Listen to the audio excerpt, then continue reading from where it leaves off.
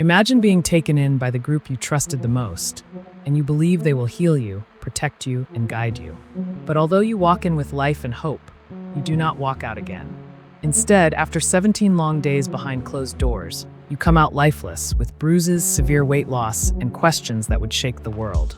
This is the heartbreaking and deeply controversial story of Lisa McPherson. And today we are going to slowly walk through what happened, what was claimed, and why her death remains one of the most debated Scientology cases ever. Before we talk about headlines and controversy, we must know the person behind the case.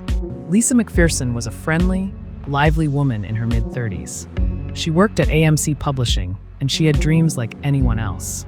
She had been connected to Scientology since she was quite young, and she believed deeply in it. She eventually moved to Clearwater, Florida, which is one of the biggest centers of Scientology in the world. Friends said she was kind, emotional, and always seeking purpose.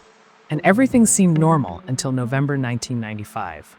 Lisa was involved in a minor car accident in Clearwater. Physically, she did not seem badly hurt, but something felt wrong. After the accident, she suddenly took off her clothes in the street, saying she needed help. Paramedics thought she might need psychiatric care, and they took her to a hospital. Doctors suggested she should stay for observation and mental health support. But soon, members of Scientology arrived. Scientology has a strong opposition to psychiatric treatment, and although doctors recommended medical care, Lisa signed herself out after speaking with church members. She left the hospital with them, believing she would be taken care of by her church, and this moment became the turning point of her life. Lisa was then taken to the Fort Harrison Hotel in Clearwater, a Scientology building used for spiritual care. And from this point onward, most of what we know comes from care logs, statements, and later investigations. She was reportedly placed under constant watch. In the beginning, she seemed restless, confused, and emotional. Over days, she became weaker. It was said that she often refused food, and sometimes water as well. She struggled to sleep.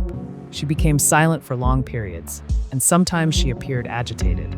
Staff tried feeding her, they tried to calm her, and it has been reported that sedatives and vitamins were given. But although she clearly appeared physically unwell, professional medical treatment was not given in a proper hospital. There were claims that she had bruises, skin issues, weakness, and loss of strength.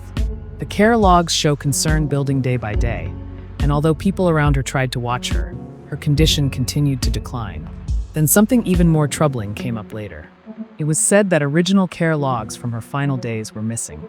Some accounts suggested they were summarized and destroyed, and this added even more confusion to an already disturbing situation.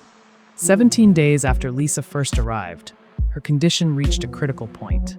Staff realized she was in serious danger, and instead of being taken to the nearest hospital, she was driven a long distance to a doctor connected to Scientology. When she arrived, she reportedly showed no clear signs of life, and soon after, Lisa McPherson was pronounced dead. What followed was a wave of legal battles, medical disputes, and public outrage that would keep her story alive for years.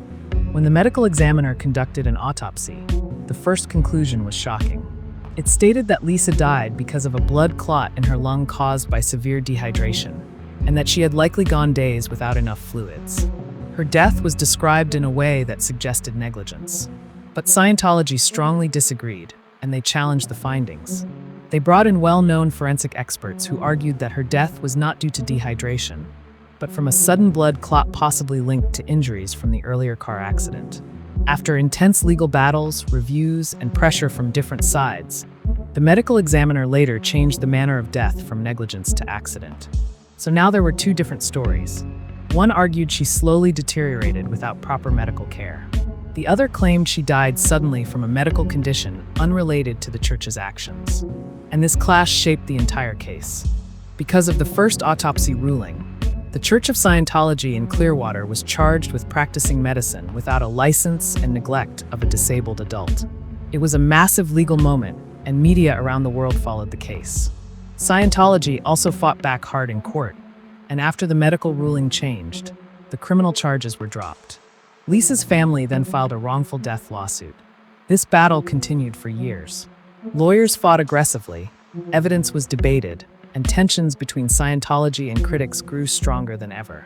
Finally, in 2004, the case ended in a confidential settlement.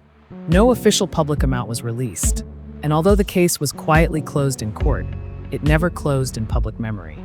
Lisa's death deeply impacted people around the world, and it sparked protests not only in Clearwater, but far beyond. Her name eventually became symbolic in larger conversations about faith, mental health, and what can happen when spiritual care is placed where medical care may be needed. A memorial brick in Clearwater still remembers her, and although time has passed, former Scientologists continued to speak out with allegations about leadership knowledge and possible record destruction. But these remained claims that were never proven in court. To this day, people still ask what really happened during those 17 days, and whether Lisa might have survived if medical help had come earlier, or if it was truly just a tragic accident.